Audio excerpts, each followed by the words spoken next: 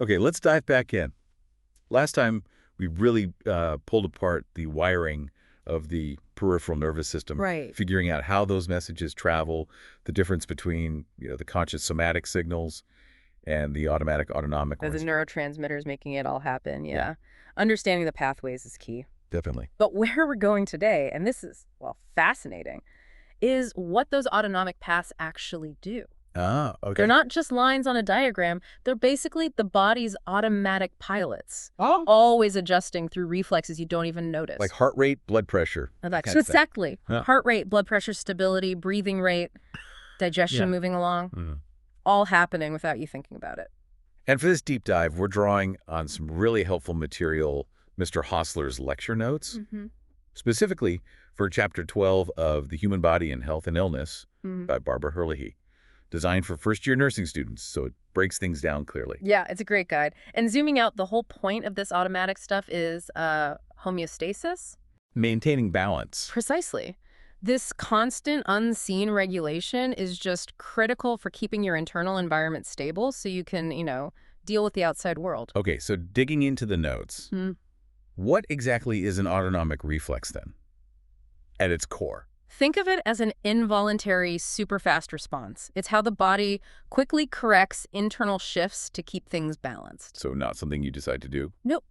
Totally automatic, like when your blood pressure dips a bit or you need more energy quickly or it's time to digest, autonomic reflexes kick in. Wow. It covers everything from your pupils adjusting to light to sweating to control temperature. It's wild that these vital adjustments just happen without us knowing. Totally. And to understand how they happen, the notes lay out the structure of an autonomic reflex arc. It's similar to other reflex arcs you might know, but the end players are different. Okay, walk us through that arc. How does the body sense something internally and then react? Okay, so it starts with a receptor. That's some kind of sensory structure tuned to a specific internal thing. Like baroreceptors in your arteries watching blood pressure, or maybe stretch receptors in your stomach. Got it.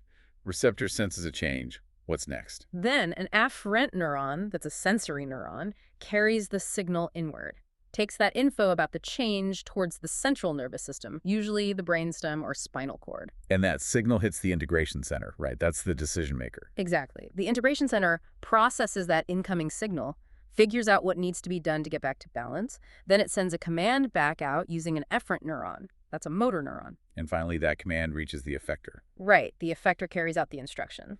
And in the autonomic system, this is key, the effectors aren't skeletal muscles like in a conscious reflex. They're always smooth muscle, cardiac muscle, or glands. So they contract or relax or secrete something. Precisely, to make the needed adjustment. And this whole loop is incredibly fast, keeps things stable quickly. Okay, so how does that integration center decide what command to send?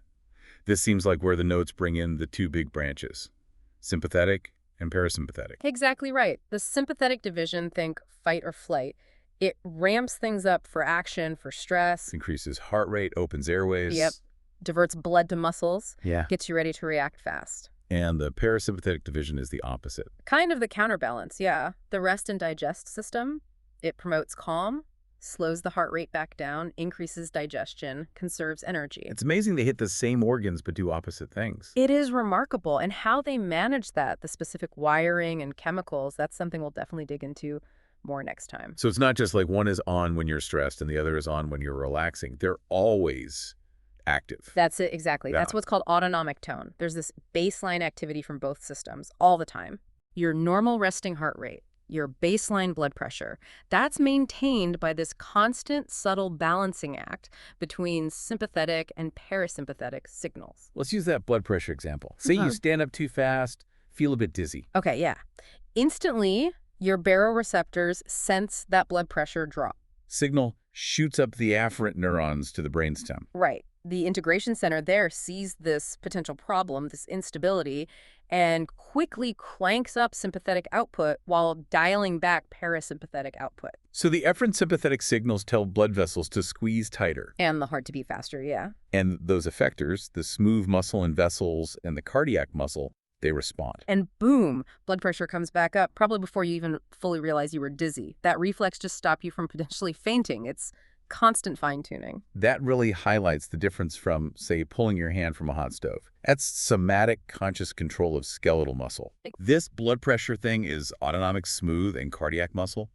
Totally unconscious. Same basic loop structure, different effectors, different control. You got it. One you're aware of, maybe even initiate. The other just happens to keep you going. Okay, quick recap then. Autonomic reflexes. They handle all the involuntary stuff. Heart rate, blood pressure, digestion. Yep, maintaining homeostasis. And they work through that 5-part arc. Receptor, afferent neuron, integration center, efferent neuron, and the effector, which is always smooth muscle, cardiac muscle, or a gland. And it all relies on that balance, that push and pull between the sympathetic, the fight or flight. And the parasympathetic rest and digest divisions, always maintaining that baseline tone. Working away behind the scenes. Tirelessly. So thinking about that, Mr. Hossler's notes pose this question. After a big meal, blood flow increases to your gut.